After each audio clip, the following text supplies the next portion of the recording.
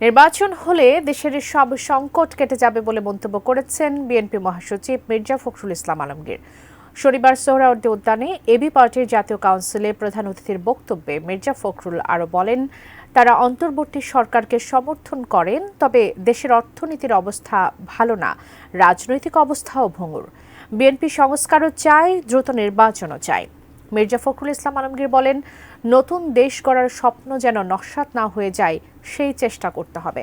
তবে ঐক্যে ফাটল ধরানোর চেষ্টা করা হচ্ছে অভিযোগ করে বিএনপি মহাসচিব বলেন, হঠকারী সিদ্ধান্ত না নিয়ে সবাইকে ধৈর্য ধরতে হবে। কিছু কিছু মানুষ আছেন যারা একটু ভুল বোঝানোর চেষ্টা করেন যে আমরা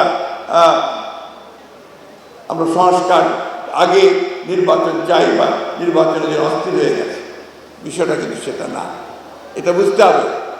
আমরা যেটা বলছি যে নির্বাচনটা কেন দ্রুত চাই, এই কারণে দ্রুত চাই যে নির্বাচনটা হলে আমাদের যে শক্তি, সেই শক্তি আরো বাড়বে, যে সরকার থাকবে, পার্লামেন্ট থাকবে, অনেক বেশি শক্তিশালী হবে, আর যে সংকটগুলো সৃষ্টি হয়েছে সেই সংকটগুলো দূর হয়ে যাবে।